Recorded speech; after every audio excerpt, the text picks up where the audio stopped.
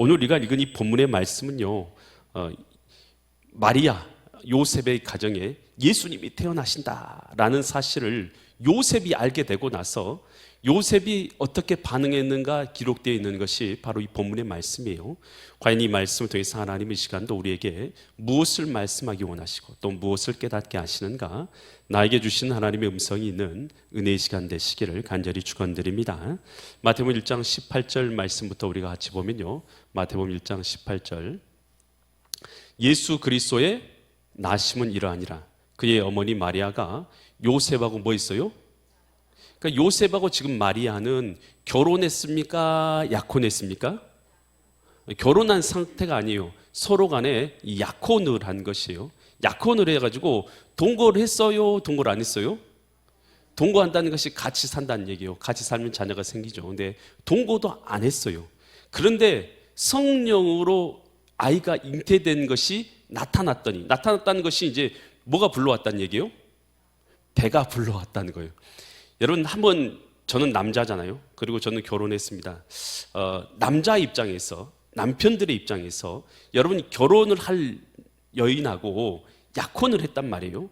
그리고 아직 결혼식장에 안 들어갔어요. 그리고 같이 동거하지도 않아요. 그런데 이 결혼을 약속했던, 약혼했던 아내가, 여인이 갑자기 나도 모르는 사이에 배가 불러오는 상황이란 말이에요. 지금 이 상황이요, 이 상황이에요.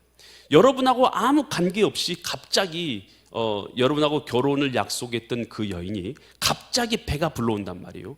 여러분, 이랬을 때 여러분 어떤 생각에 빠지겠어요?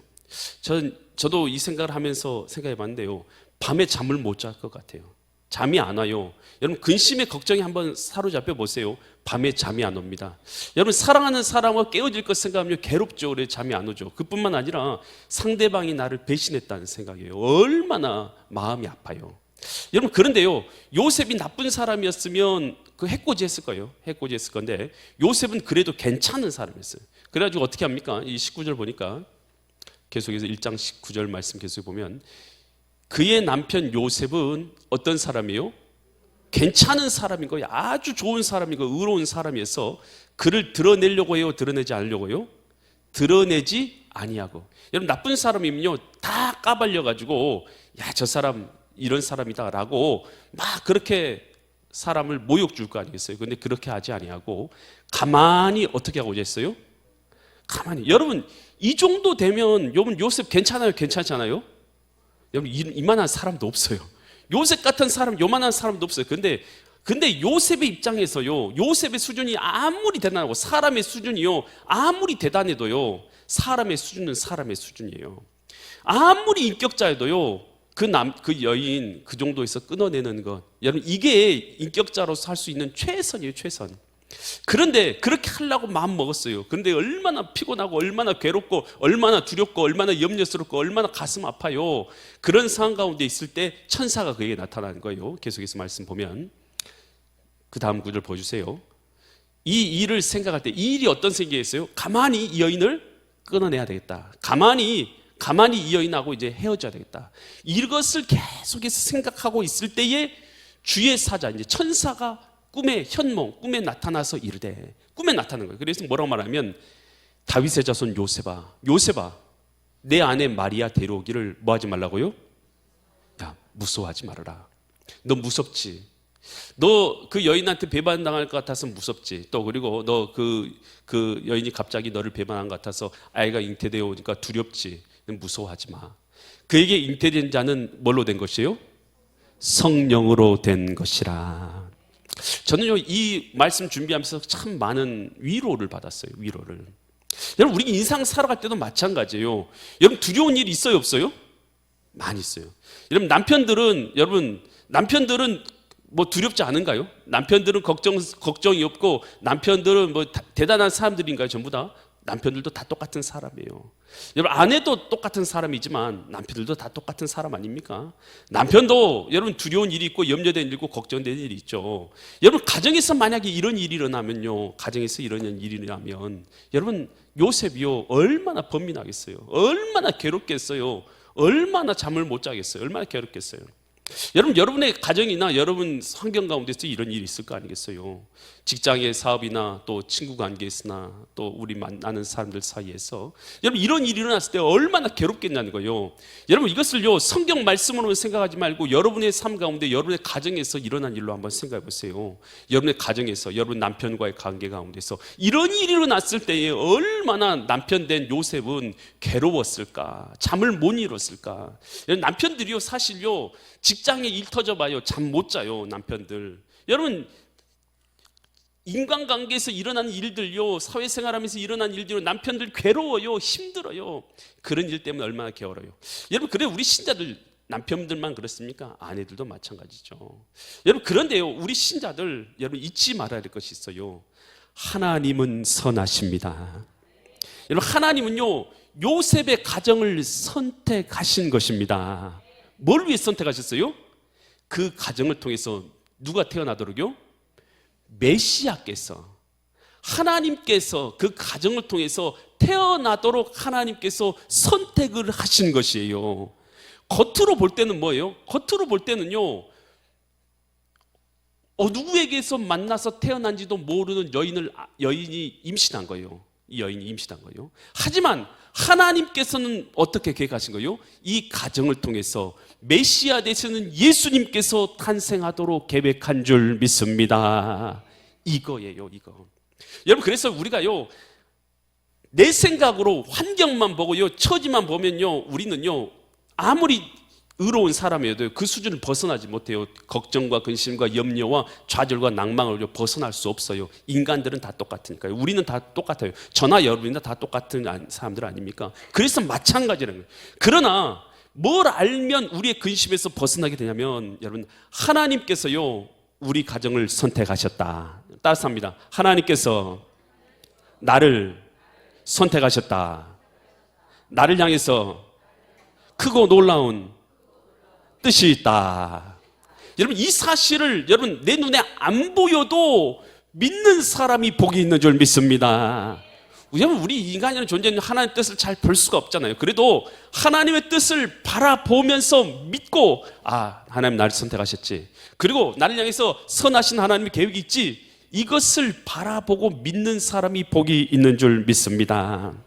여러분, 이 예수님께서 제자들과 함께 길을 가시는데 나면서부터 소경된 자, 그러니까 태어날 때부터 소경으로 태어난 거예요.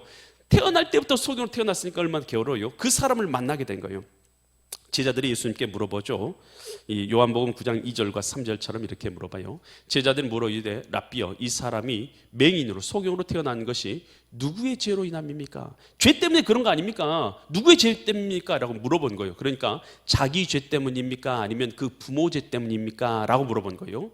이거 부모 죄 때문이든지 아니면 자기 죄 때문에 이 사람이 소경으로 태어났다고 생각하는 거죠. 근데 3절에서 예수님께서 이렇게 말씀하세요. 예수께서 대답하여 이르시되 이 사람이나 그 부모의 죄로 인한 것이 죄 때문에 그런 거 아니란 거예요. 그럼 왜 그렇게 됐냐? 그에게서 하나님이 하시는 일을 나타내고자 하심이라. 한마디로 말하면 하나님의 뜻이 있어서. 여러분, 우리 생각은요 너무 작아요. 그리고 우린 너무 낮아서 하나님의 뜻을 알 수가 없어요. 하지만 우리가 믿어야 될 것이 있어요. 뭐냐? 하나님은 선하십니다. 하나님은 의로우십니다. 하나님은 당신의 자녀들을 선택하시고 당신의 자녀를 통해서 이루실 하나님의 선하신 뜻이 있는 줄 믿습니다. 에베소서 2장 10절에 있어요. 이렇게 말해요. 우리는 저와 여러분들은 그가 하나님께서 만드신 바라 그리스도 예수 안에서 뭘 위해서 만드셨어요? 선한 일, 하나님 나라를 이루는 일을 위해서 지으심을 받은 자니, 이 일은 하나님이 전에 어떻게 하셨어요? 예비했어요. 미리 예비하사 우리로 그 가운데서 주님의 뜻 가운데서 선을 행하게 하려 하심이니라. 아멘. 여러분, 그랬어요. 우리가요, 여러분 다 어려운 일들 닥쳐오면 누구나 두렵고 염려되고 걱정돼요. 그러나 여러분 잊지 말아야 할 거예요. 하나님은 저와 여러분을 선택하셨습니다. 하나님은 선하신 분이십니다. 뿐만 아니라 우리를 통해서 하나님의 뜻을 이루실 계획이 있는 줄 믿으시기 바랍니다. 그러면서 이제 예수님께서 이제 요셉에게 천사가 이런 말하죠. 마태복음 1장 21절 말씀 보면, 마태복음 1장 21절, 아들을 낳게 될 건데, 그 아들 이제 마리아를 통해서 아들을 낳게 될 건데, 이름을 누구라 하라고요? 예수라고 하라. 예수님은 이는 그가 자기 백성을 그들의 뭐 있어요? 죄에서 구원할 자이심이니라. 여러분, 우리가요 다 어디 가운데 있냐면, 여러분 조금 선하고 난 좀 착하고 그러니까 나는 의롭다 생각하는데요, 저와 여러분들은 다 죄인이에요. 그래서 어느 정도 죄인이냐, 조금 죄 지었는데 그거 갖고 별대로 죄인이냐. 하지만 저와 여러분은 어떤 죄인이냐면 다 지옥에 갈 죄인들인 거예요. 하나님 없이 사는 그 죄가 뭐냐면 지옥에 갈 죄인이에요. 하나님께서요 이 천지와 만물을 지으시고 저와 여러분들 지으시고 생명을 우리 가운데 주셨어요. 그런데 우리 인간이라는 존재는요, 우리를 지으신 하나님을요 모욕해요. 거절해요. 하나님께서 우리에게 생명을 주시고 우리를 지어주시고 우리에게 이 땅에 태어나게 하시고 만물을 다 공급해 주셨음에도 불구하고 하나님을 모욕하는 것이죠. 모독하는 것이죠. 하나님 없다고 하고 하나님을 거절하고 사는 것이죠. 이 죄가 어떤 죄냐? 아주 큰 죄예요. 아주 큰 죄에서 여러분 우리가요 어디 가운데 던져지게 되면 사망. 여러분 누구든지요, 여러분 빨리 가고 싶지 않아도 누구든지 때가 되면 다 여러분 우리는 다 죽게 되는 거예요. 영원히 사는 사람이 한 사람도 없어요. 여러분 이 땅에 사는 시간이요 굉장히 짧습니다. 이 시간요 여러분 때가 되면 반드시 돌아가고 죽어야 되고요, 죽음으로 끝나는 게 아니에요. 하나님 없이 사는 사람들의 끝은 죽은 다음에 지옥이라는 멸망 곳에 던져지게 되는 것이, 이것이 우리의 현재의 모습이에요. 뭐 때문에요? 죄 때문에. 근데 우리 스스로 이 죄값을 치를 수 있느냐? 없어요. 오늘 우리는 죄값을 치를 수 있는 힘도 없고 능력도 없어요. 그래서 하나님께서 친히 오늘 이 땅에 오셔서 우리 죄값을 대신 치러주시고 우리 구원의 길을 내주기 위해서 오셨어요. 그분이 바로 누구냐? 예수 그리스도이시다 하는 것이에요. 근데 예수님이 이 땅에 오신 목적이 있어요. 뭐하러 오셨냐? 저와 여러분들 다 죄인들이라니까요. 죄인들인데 저와 여러분들의 죄를 사해 주시기 위해서 오신 줄 믿습니다. 우리를 도와주기 위해서 오셨다라는 것입니다. 이 감추고 싶은 비밀이라는 이 책이 있어요. 김태광 씨가 쓴 책인데요, 이 책 내용은 이런 내용이에요. 초등학교 4학년짜리 김소희라는 이 아이가 있는데요, 소희라는 이 아이는 엄마가 너무나 부끄러운 거예요. 엄마 얼굴에는 아주 흉측한 흉터가 있거든요. 그래서 이 학부모 모임 때 엄마가 오면은 너무나 창피하니까 안 왔으면 좋겠는 거예요. 엄마가 오면 괴물이라고 막 손가락질하고 사람들이 저 괴물 같은 사람이라고 막 그렇게 하기 때문에 엄마가 부끄러우니까 절대로 학부모 모임이나 아는 친구들이나 사람들을 못 만났으면 좋겠다라고 생각을 했다는 것이에요. 그런데 이제 하루는 이 엄마의 얼굴에 있는 흉터에 대해서 아빠가 말해주는 것이에요. 불이 났었는데, 어린 시절에 불이 났었는데 엄마가 자신을, 소희를 살리려고 그 얼굴에 화상을 입게 되었다라는 그 이야기를 해주게 된 것이에요. 그 말을 들으니까 너무 엄마 얼굴에 나 있는 상처가 너무나 소중해 보이고 아름다워 보이는 것이에요. 그 다음부터는요, 그 엄마의 얼굴의 상처의 의미를 알게 되니까 그 다음부터 어떻게 되냐? 그 다음부터는 그 엄마의 얼굴의 상처가 자랑스럽더라는 것이에요. 내가 당해야 될 화상, 또 내가 당해야 될 그 죽음의 자리에서 나를 건져주기 위해서 행한 그 엄마의 사랑이 너무나 고맙다는 것이에요. 여러분 우리도 마찬가지예요. 저와 여러분들은요 그냥 다 지옥에 갈 사람들이에요. 조금 선하고 조금 악하고 그런 거 하나님 앞에 없어요. 다 죄인인 것이에요. 다 지옥에 갈 사람들이었던 것이에요. 그런데 저와 여러분을 위해서 하나님께서 독생자 예수님을 이 땅에 보내주시고 우리를 위해서 십자가에서 대속의 십자가를 져주심으로 오늘 우리의 죄값을 치러주신 것이요, 이것이 뭐냐 하면 하나님이 우리를 사랑하시는 증거인 줄 믿습니다. 이 사랑의 증거를 우리에게 주시고 오늘 우리로 말미암아 죄 사함을 얻게 하신 것, 자기 백성을 저희들에서 죄에서 구원해 주기 위해서. 그러니까 하나님께서 이 땅에 오신 것은요 우리 같은 죄인들을 구원해 주려고. 여러분 우리가 의로워서가 아니에요. 죄인이에요. 우리 같은 사람을 주님께서는 구원해 주기 위해서 오신 줄 믿습니다. 그러면서 예수님이 오신 목적에 대해서 마태복음 1장 23절에서 또 이렇게 말해요. 보라, 처녀가 잉태하여 아들을 낳을 것이요 그의 이름을 뭐라고 부르라고요? 임마누엘. 임마라는 뜻은 뭐냐면 함께라는 뜻이고, 누라는 우리와라는 뜻이고, 엘은 하나님이라는 뜻이에요. 그래서 임마누엘, 하나님이 번역한즉 하나님이 우리와 함께 계시다 함이라. 여러분, 우리가요 죄를 범함으로 하나님과 분리돼 버렸어요. 여러분, 하나님하고 원래는 하나님께서 우리를 지으셔서 하나님의 영을 우리 가운데 넣어준 사람들이 우리 인간들이었어요. 그런데 오늘 죄를 범함으로 하나님을 모독하고 하나님을 버리고 떠남으로 우리 마음 가운데 하나님의 영이 떠나셔버린 것이에요. 이제 우리는 죄와 사망 가운데 죽어야 될 존재들이었는데, 하나님의 아들 독생자 예수님이 이 땅에 오신 것은 우리 죄를 사시고 우리 마음 가운데 하나님께서 함께 거하셔서 다시 생명이 있는 자로서, 영생이 있는 자로서 살도록 하기 위해서 하나님의 아들 예수님이 이 땅에 오신 줄 믿습니다. 그래서 예수님을 믿는 자들에게 오늘 죄를 사해 주시고 당신의 성령을 우리 가운데 부어 주신 줄 믿습니다. 고린도서 3장 16절에서 이렇게 말해요. 고린도서 3장 16절. 우리는 너희가 하나님의 뭐예요? 성전. 성전이 뭐가 성전입니까? 하나님이 계신 곳이 성전이에요. 너희가 바로 성전이라는 거예요. 그러니까 지금 우리 모여 있는 곳도 성전이지만 여러분 각자가 뭐예요? 하나님이 거하시는 처소인 거예요.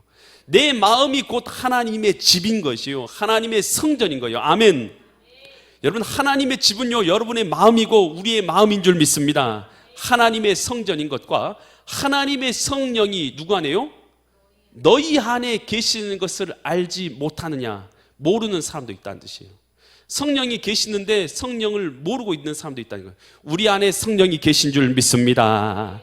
그 주님께서 우리에게 뭐라고 약속하시냐면, 성령께서 우리 가운데 함께 계시던 뭐라고 말하냐면, 우리는 두렵고 염려되지만 두려워하지 말라, 내가 너와 함께 함이니라. 놀라지 말라, 나는 내 하나님이 됨이니라. 내가 너를 굳세게 하리라. 참으로 너를 도와주리라. 참으로 의로운 오른손으로 너를 붙들리라.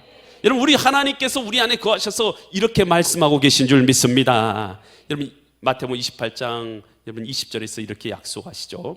내가 너희에게 분반 모든 것을 가르쳐 지키게 하라. 볼지어다 내가 세상 끝날까지 너희와 항상 함께 있으리라 하시니라. 아멘. 믿을 수 있기를 바랍니다. 여러분, 아빠도 엄마도 몰라줄 수 있고, 가족도 친구도 몰라줄 수 있고, 주변도 몰라줄 수 있어요. 여러분, 누구도 나에 대해서 몰라줄 수 있어요. 하지만 여러분, 하나님의 약속만큼은 믿을 수 있기를 바랍니다. 내가 세상 끝날까지 너희와 항상 함께 있으리라. 여러분, 이것이 언약이고 이게 약속인 줄 믿으시 바랍니다. 이 약속을 붙들면 이익이 돼 있어요. 승리하게 돼 있는 줄 믿으시 바랍니다. 마태복음 1장 24절로 25절에서 요셉이 이 꿈을 이제 천사를 통해서 꾸게 된 거예요. 그러고 나서 요셉이 잠에서 뭐 했어요? 깨었어요. 일어나서 주의 사자가 분부한 대로 뭐 했어요? 행하여 그의 아내를 뭐 했어요? 데려왔어요. 여러분, 주님의 뜻대로 살아가는데 범민이 있어요, 없어요? 있어요. 범민도 있고. 괴로움이 있어요, 없어요? 있어요. 하지만 그때라도 우리는 하나님의 백성이라도 범민도 있고 근심도 있고 걱정도 있지만, 그럼에도 불구하고 하나님의 뭘 믿어야 돼요? 하나님이 나를 선택하셨고, 하나님은 나를 향한 선하신 계획을 갖고 계시고, 나의 죄를 용서하시고 나와 함께 하심을 믿어야 될 줄 믿습니다. 그리고 나서 내가 주님의 뜻을 알게 되면, 주님의 계획을 알게 되면 뭐 해야 되냐면 주님의 뜻에 순종해야 되는 거예요.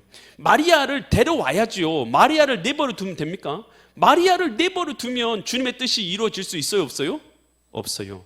내 생각하고 전혀 같지 않더라도 주님의 뜻이 있잖아요. 요셉을 통해서 이루기 원하는 하나님의 뜻이 있잖아요. 그것은 뭡니까? 마리아에게 사랑과 선행을 행해서 그를 데려오는 것. 여러분, 이것이 바로 요셉이 해야 될 일인 것이죠. 이건 뭐냐면 순종인 것이에요.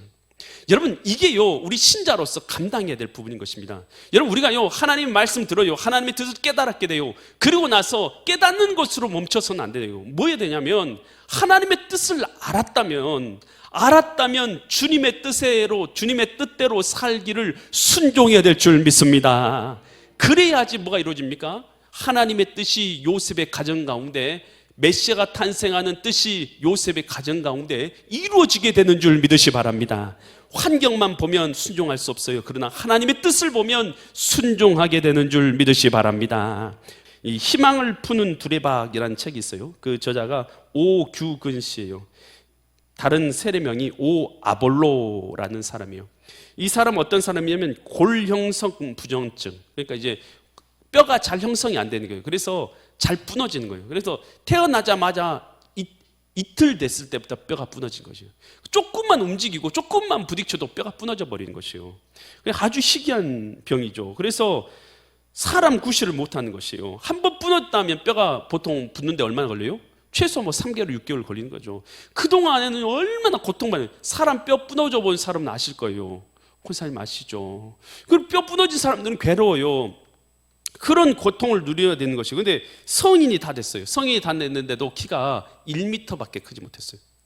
조금만 움직이고 사람 조금만 밀어도 다 뼈가 분질러지고, 그래가지고 누워있기를 3개월, 누워있기를 6개월 그렇게 하면 또 뼈가 붙는데, 조금만 걸어가다 또 다시 잘못하면 분질러지고 우두두둑 하고 분져지르고. 그런데 그가 이제 고통 가운데서 그렇게 살아. 자기는 도대체 무엇을 하면서 이 세상을 살아갈까? 나는 도대체 어떤 도움을 세상에 줄 수 있을까? 사람들이 자기의 모습을 볼 때마다 되게 비웃는 듯한 모습, 이상한 사람을 보는 듯한 모습을 볼 때마다 마음의 상처가 너무 많이 컸던 것이죠. 근데 이제 기독교 방송을 들었어요. 하루는 기독교 방송을 듣는데, 기독교 방송 안에서 이 세례명이 바울이라는 사람을 이제 그 사람이 하는 일을 듣게 된 것이에요. 그 사람이 편지를 이렇게 보내는 일을 하는 거예요. 사람들에게 편지를 보내는 일을 하는데, 그 사람을 기독교 방송을 통해 듣게 된 거예요. 그래서 그 사람한테 전화번호를 알아서 그 사람이 연락을 하게 됩니다. 그 사람을 만나니까 그 사람이 제안을 하는 거예요. 그 사람에게, 이 오규근 씨에게, 당신이 할 수 있는 것은 없지만 편지는 쓸 수 있지 않느냐. 편지를 쓰는 일을 한번 해보자. 어려운 사람에게, 낙심한 사람들, 절망하는 사람들에게, 감옥에 있는 사람들에게 편지를 쓰는 일을 한번 같이 해보자 라고 그렇게 말하는 것이죠. 그래서 그 사람의 말에 따라서 내가 할 수 있을까? 내가 다른 사람, 나 같은 사람도, 나는 아무것도 할 수 없는 나 같은 사람도 뭘 다른 사람을 도와주고 세워주고 일으켜줄 수 있을까? 그렇지만 한번 하나님의 뜻에 순종하는 마음으로 그가 이제 편지를 쓰기 시작한 거예요. 자기는 이렇게 어려운 환경 가운데 골부전증으로 인해서 이렇게 뼈가 부러지고 해서 1m도 되지 않고, 그리고 집 밖을 나가지 못하고 20살 때까지 한 번도 집을 나가지 못했고, 사람 수를 20살을 넘어서 처음 한 번 집을 나가볼 때까지 한 번도 집 밖을 나가지 못한 사람입니다. 이런 말씀에서, 그러나 하나님께서 나를 그 가운데서도 사랑해 주심을 느낀다. 그래도 나는 하나님께서 날마다 뼈가 부러짐에도 불구하고 이 뼈가 부러지는 고통 가운데서도 하나님 앞에 그래도 감사하며 산다. 왜냐하면 뼈가 다시 붙는다는 것에 감사하고 또 하나님을 찬양할 수 있어 감사. 이런 편지를 그가 이제 자기 삶 가운데 있는 일들을 그대로 편지를 보내는 것이에요. 그랬더니 감옥에 있는 자들이, 말기암 환자가, 이혼 위기에 있는 사람들이, 우울증에 시달린 자가, 감옥에 갇힌 자들이, 탈영을 꿈꾸는 자들이 내가 당신의 편지를 읽고 나서 다시 살 수 있는 힘을 얻었습니다 라는 그 편지를 다시 돌려보낸 거예요. 그래서 그 편지를 받으면서, 그렇구나, 하나님께서 이 일을 하도록 나를 부르셨구나 해서 그때부터 편지를 쓰기 위해서 하루에 100통씩 편지를 20년 이상 써서 50만 통의 편지를 보낸 거죠.